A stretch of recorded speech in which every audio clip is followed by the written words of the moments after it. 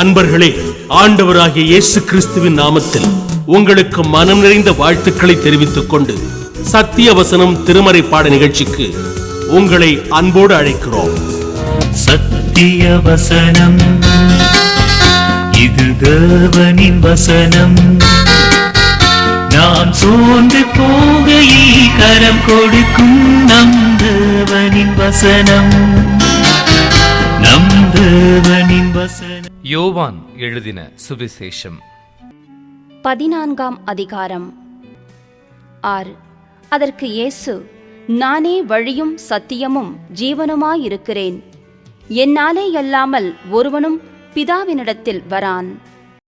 இயேசு கிறிஸ்துவின் இனிய நாமத்தில் சத்தியவசனம் நேயர்களுக்கு என் அன்பின் வாழ்த்துக்கள். இந்த நாளிலும் இருக்கிறவராகவே இருக்கிறேன் என்று தன்னை வெளிப்படுத்தின பிதாவையும் அவருடைய குமாரனையும் குறித்து தியானிக்கிறோம்.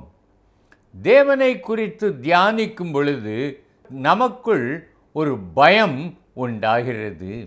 என்னை சிருஷ்டித்த தேவன், சர்வ உலகங்களையும் சிருஷ்டித்தவர், பெரிய மலைகளையும் சமுத்திரங்களையும் ஒரு வார்த்தையால் படைத்தவர், அத்தனை வல்லமை உள்ளவரை நான் அறிந்து கொள்ள முடியுமா? என் ஞானத்தால் முடியாது. ஆனால் அவர் தன்னுடைய அன்பால் தன்னை எனக்கு வெளிப்படுத்தும் பொழுது அவரை நான் அறிந்து கொள்ள முடியும்.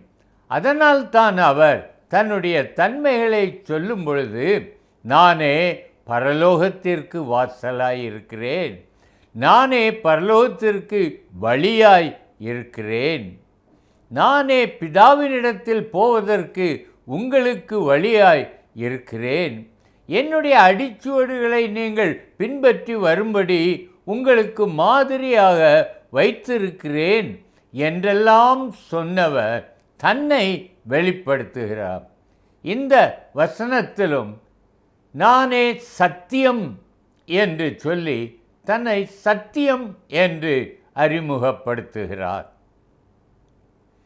சத்தியம் என்கிற வார்த்தை நாம் அடிக்கடி கேட்கிற, உபயோகிக்கிற ஒரு வார்த்தை. சொல்லுவார்கள், சத்தியமாக எனக்கு அது தெரியாதுன்னு. அர்த்தம் என்னவென்றால், உண்மையாகவே அது என்ன என்று எனக்கு தெரியாது.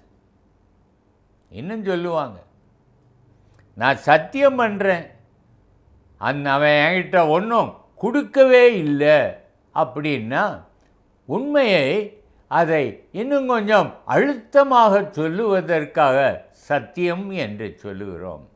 அப்படி என்றால் இயேசு நானே சத்தியம் என்றால் அதனுடைய அர்த்தம் என்ன?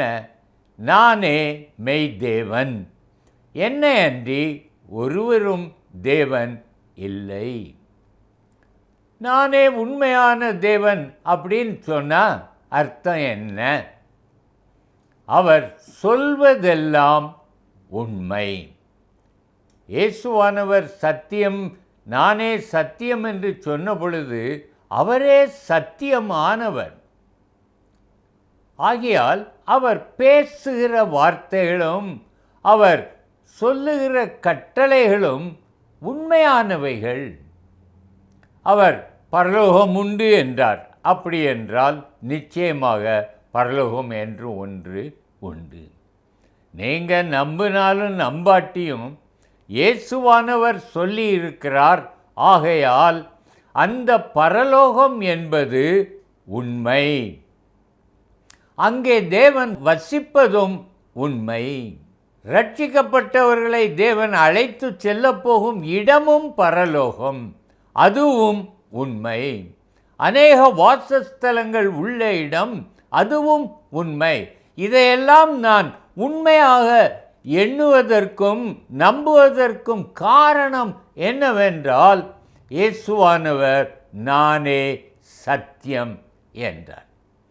அவர் சத்தியமாயிருப்பதினால் அவர் சொல்பவைகள் எல்லாமே அவைகள் உண்மையானவைகள். அவர் இந்த பூமிக்கு வந்த பொழுது செய்த முதல் பிரசங்கம் என்னவென்றால் மத்தேயு 4:17 அதை வாசிக்கிறோம். மனம் திரும்புங்கள், பரலோக ராஜ்யம் சமீபமாய் இருக்கிறது. அவர் சொன்னார், நீ உண்மையாய் உன் பாவ வாழ்க்கையை வெறுத்து நான் பரலோகத்திற்கு போக வேண்டும் என்கிற ஒரு வாஞ்சை உனக்குள் இருந்தால் நீ மனம் திரும்பி உன் பாவத்தை அறிக்கை செய்து பாவ மன்னிப்பாகிய இரட்சிப்பை பெற்றுக்கொள். அப்பொழுது பரலோக ராஜ்யம் உனக்கு சமீபமாயிருக்கும். உன் இருதயத்திற்குள்ளும் தேவனுடைய ராஜ்யம் இருக்கும். இயேசு அப்படி சொல்லி இருக்கிறார். அப்படியானால் அது உண்மையா பொய்யான்னு நான் சந்தேகப்பட வேண்டிய அவசியமே இல்லை. அது நிச்சயம் உண்மை. நான் மனம் திரும்பி பாவத்தை அறிக்கை செய்து ரட்சிக்கப்பட்டு நான் பரிசுத்தமாய் வாழும் பொழுது நிச்சயமாக அந்த பரலோகத்திலே எனக்கு ஒரு இடம் உண்டு. இதை தேவாதி தேவனே சொல்லி இருக்கிறபடியால் நான் அதை அதிகமாக நம்புகிறேன். எனக்கு அருமையான சகோதரனே, நீங்கள் என்ன நினைக்கிறீர்கள்? உங்கள் வாழ்க்கையில் பரலோகம் என்பதை அவ்வளவு பெரிதாக நினைக்கவில்லையோ? உங்கள் வாழ்க்கையில் உங்களுக்கு கிடைக்கக்கூடிய மிக பெரிய ஆசீர்வாதம் அந்த பரலோகத்திற்கு போகும் பாக்கியம்.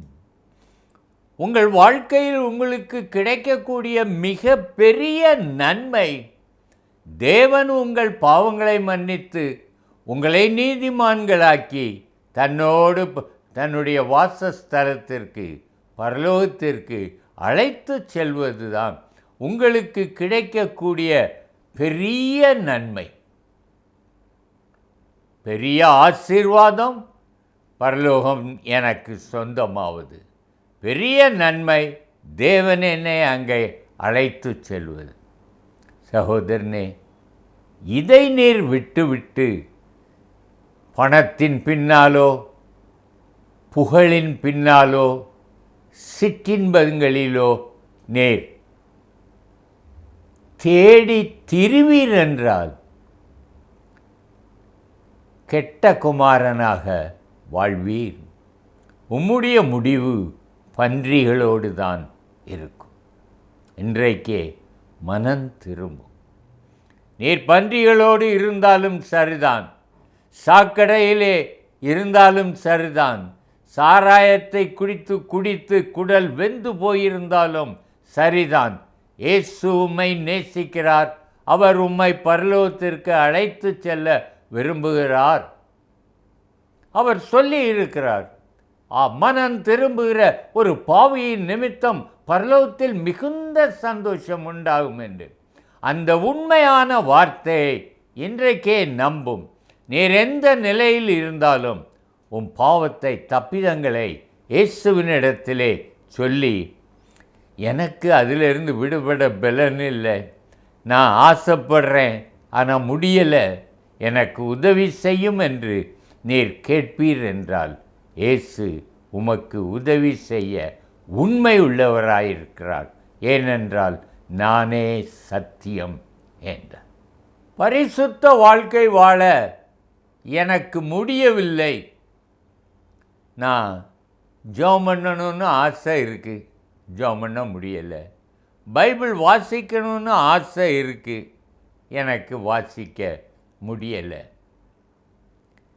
எனக்கு யார் இந்த தடைகளை உடைத்து என்னை பரிசுத்த வாழ்க்கையில் வளர செய்ய முடியும் என்றால் அது இயேசு ஒருவரே செய்ய முடியும். அவர் சொல்லுகிறார், அவருக்கு ஒரு பெயர் உண்டு. வார்த்தை என்பது அவருடைய நாமம். இந்த யோவான் சுவிசேஷம் ஆரம்பிக்கும் பொழுதே ஆதியிலே வார்த்தை இருந்தது, அந்த வார்த்தை தேவனோடு இருந்தது, அந்த வார்த்தை தேவனாய் இருந்தது என்று சொல்லுகிறான் 14ஆம் வசனத்திலே. அந்த வார்த்தை மாம்சமாகி நமக்குள்ளே வாசம் பண்ணினார். மாம்சமான அவருக்குள் கிருபையும் சத்தியமும் இருந்தது. ஆகையால் அவர் சொல்லிய வசனங்கள் எல்லாமே அவர் உண்மை உள்ளவர் என்று சாட்சி கொடுக்கின்றன. வேத புஸ்தகத்திலே ஆதி முதல் கடைசி வரை அந்த வசனங்கள் சொல்லுகிற சாட்சி என்னவென்றால் தேவன் உண்மையுள்ளவர். ஆகவே அந்த சத்தியமானவர் ஆவியால் எழுதி கொடுத்த இந்த வேதமும் சத்தியமானது. யோவான் 5:39 நான் வாசிக்கிறேன். தயவு செய்து உங்கள் வேதாகமம் இருந்தால், அருகில் இருந்தால் அதை திருப்பிக் கொள்ளுங்கள். 38-39 வாசிக்கிறேன். அவர் அனுப்பினவரை, குமாரனை நீங்கள் விசுவாசியாதபடியால் அந்த வசனம் உங்களுக்குள் தரித்திருக்கிறதில்லை. அதனால் பரிசுத்தமாய் வாழ முடியவில்லை. அதற்கு மாற்று மருந்து என்ன? வேத வாக்கியங்களை ஆராய்ந்து பாருங்கள். அவைகளால் உங்களுக்கு நித்திய ஜீவன் உண்டென்று எண்ணுகிறீர்களே. என்னை குறித்து சாட்சி கொடுக்கிறவைகளும் அவைகளே. என்ன சாட்சி கொடுக்கின்றன வசனங்கள்? தேவன் உண்மையுள்ளவர், அவர் சொன்னது நிறைவேறும், அவர் சொல்ல ஆகும், கட்டளையிட நிற்கும். காற்றும் கடலும் அவருக்கு கீழ்ப்படுகிறது, சந்திர சூரியர்களும் அவருடைய வார்த்தைக்கு அடங்கினவைகள். இவை அனைத்தும் சத்தியம். ஆகையால்தான் நானே சத்தியம் என்று அவர் சொல்லும் பொழுது என்னுடைய பரிசுத்த வாழ்க்கைக்கும் அவரே அஸ்திபாரமாக இருக்கிறார். உண்மை உங்களுக்கு நன்றாக தெரியும். கணவன் மனைவிக்கு இடையிலே ஒரு குடும்பத்திலே அன்பு இருக்க வேண்டும் என்றால் இருவரும் ஒருவருக்கு ஒருவர் உண்மையாய் இருக்க வேண்டும். அன்பை விட உண்மை, faithfulness is the true foundation. அதுதான் உண்மையான பலமான அஸ்திபாரம். குடும்பம் நிற்க வேண்டும் என்றால் உண்மை இருக்க வேண்டும். அந்த உண்மை என்னவென்றால் இயேசு. அந்த இயேசு சத்தியமானவர் ஆனதனால் கணவன் மனைவி 2 பேரும் இயேசுவுக்குள் இருக்கும் பொழுது அந்த வீடு சமாதானத்தாலும் சந்தோஷத்தாலும் செழிப்பாலும் நிறைந்திருக்கும். இயேசுவானவர் சத்தியம் ஆனவர் ஆனபடியினால் வேத வசனங்கள் எல்லாம் நமக்கு உணர்த்துகிற காரியம் என்னவென்றால் அவர் உண்மையானவர் என்பது. சகோதரனே, அவர் நமக்கு ஒரு வாக்குத்தத்தம் கொடுத்திருக்கிறார். நித்திய ஜீவனை உங்களுக்கு தருவேன். நித்திய ஜீவன் என்பது முடிவில்லாத பரலோக வாழ்வு. அதை அவர் நமக்கு தருவேன் என்று சொல்லி இருக்கிறார். நிச்சயம் தருவார். அதற்கு என்ன செய்ய வேண்டும்? கர்த்தராகிய இயேசுவை விசுவாசிக்க வேண்டும், அவருடைய உண்மைகளை ஏற்றுக்கொள்ள வேண்டும், கடைப்பிடிக்க வேண்டும். நான் மற்றவர்களுக்கும் அந்த சத்தியங்களை சொல்ல வேண்டும். அப்படிப்பட்ட வாழ்க்கை வாழும் பொழுது என் இருதயம் பரிசுத்தமாகும். என் இருதயத்தில் இருக்கிற வார்த்தைகள், வெளிவருகிற எண்ணங்கள் எல்லாம் பரிசுத்தமாகும். ஆகவே சத்தியமானவர் வசனத்தின் மூலமாய் எனக்கு நித்திய ஜீவனை தருவது மட்டுமல்ல, என்னை பரிசுத்தப்படுத்துகிறவரும் அவரே. சாலமோனுக்கு இந்த உண்மை தெரியும். நீதிமொழிகள் 16:6 அவன் இவ்வாறு சொல்லுகிறான், கிருபையினாலும் சத்தியத்தினாலும் பாவம் நிவிர்த்தியாகும். அவன் சொல்லுகிறதை கவனியுங்கள். கிருபையினாலும் சத்தியத்தினாலும் பாவம் நிவிர்த்தியாகும். பலிகளினால் அல்ல, அது சத்தியத்தினால். ஏனென்றால் சத்தியம் என்பது இயேசு கிறிஸ்து. அவர் பிறக்கும் பொழுது தேவதூதன் யோசேப்புக்கு சொன்னான், அவருக்கு இயேசு என்று பெயரிடுவாயாக, ஏனெனில் அவர் தமது ஜனங்களின் பாவங்களை நீக்கி இரட்சிப்பார் என்று. சாலமோன் அதை தீர்க்க தரிசனமாக உரைத்தான். கிருபையினாலும் சத்தியத்தினாலும் பாவம் நிவிர்த்தியாகும்.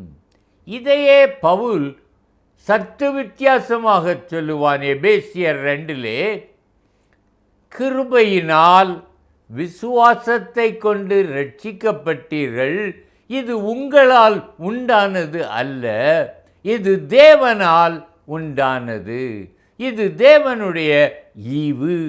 It's a gift of God. ஆகையால் பாவம் நிவிர்த்தியாவது அது தேவனுடைய கிஃப்ட், ஈவு. நீர் சம்பாதிக்க முடியாது.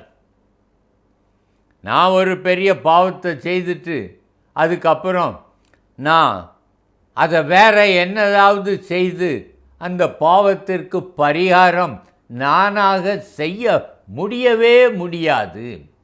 அப்படி செய்ய முடியும் என்றால் இயேசுவானவர் சிலுவையில் மரித்திருக்கவே வேண்டாமே. ஆகையால் அவர் சத்தியமானபடியால் அவர் என் பாவங்களை நீக்குகிறார், என்னை பரிசுத்தம் ஆக்குகிறார். உம்முடைய வசனமே சத்தியம்.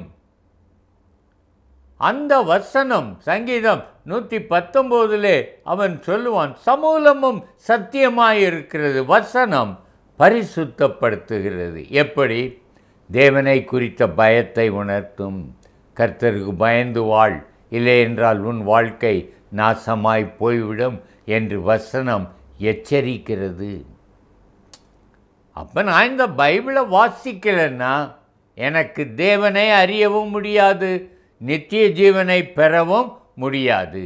அவர் தருவேன் என்று வாக்கு பண்ணி இருக்கிற அந்த பரலோகத்தையும் நான் இழந்து போவேன். ஆகையால் தான் அவர் மறுபடியும் சொல்லுகிறார், நானே சத்தியம், என்னை தவிர வேறு ஒன்றையும் நீ நம்ப வேண்டாம், வேறு ஒன்றையும் நீ பின்பற்றவும் வேண்டாம் என்று சொல்லுகிறார்.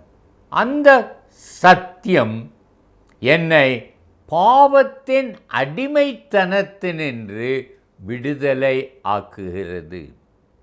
உங்கள்கிட்ட நேராக நாம் பேசணும். பாவத்திலிருந்து விடுபட்டு இருக்கிறீர்களா? இன்னும் உங்கள் வாழ்க்கையில் ஏதோ ஒரு ஆசை, பண ஆசையோ பொருளாசையோ சிற்றின்பமோ அல்லது வேறு ஏதாவது ஒரு தகாத ஆசையோ உங்களை ஆண்டு கொண்டிருக்கிறது. ஆனாலும் நீங்கள் உங்களை ஏமாற்றிக்கொண்டு வஞ்சித்து கொண்டு எனக்கு அது பாவம் இல்லை, நான் பரிசுத்தமாக வாழ்கிறேன் சொன்னீங்கன்னா சகல மனிதரிலும் பரிதபிக்கப்படத்தக்கவர்களாய் இருப்பீர்கள். உங்கள் முடிவு பயங்கரமாக இருக்கும்.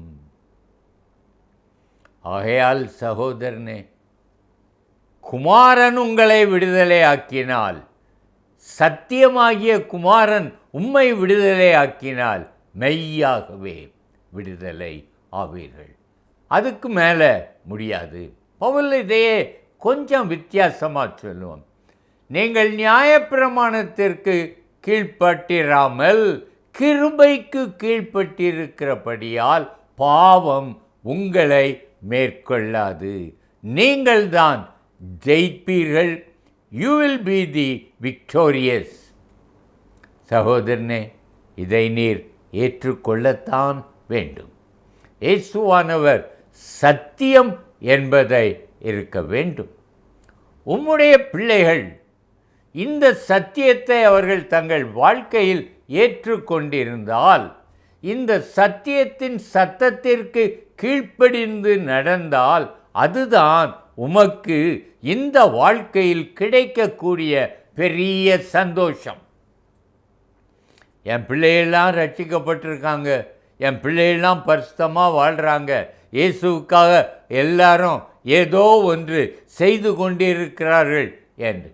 இதைத்தான் யோவான் 3ஆம் நிருபத்தில் 4ஆம் வசனத்தில் என் பிள்ளைகள் சத்தியத்தில் நடக்கிறார்கள் என்பதை கேள்விப்படுகிற சந்தோஷத்தை விட பெரிய சந்தோஷம் எனக்கு இல்லை என்றான். சகோதரனே, அந்த சந்தோஷம் உமக்கு வேண்டுமென்றால் சத்திய பரனாகிய இயேசுவை ஏற்றுக்கொள்ளும். இன்றைக்கே உம்முடைய வாழ்க்கை முற்றிலும் பரலோக வாழ்க்கையாய் மாறும். ஜெபிப்போமா? அன்பின் தகப்பனே, அருமை சகோதரர்கள் உம்மை ஏற்றுக்கொண்டு சத்தியத்திலே நடந்து சத்திய பரனாகிய உம்மோடு பரலோகத்திற்கு வரும் பாக்கியத்தை ஒவ்வொருவருக்கும் கொடுத்தருளும். இயேசு நாமத்தில் பிதாவே, ஆமென்.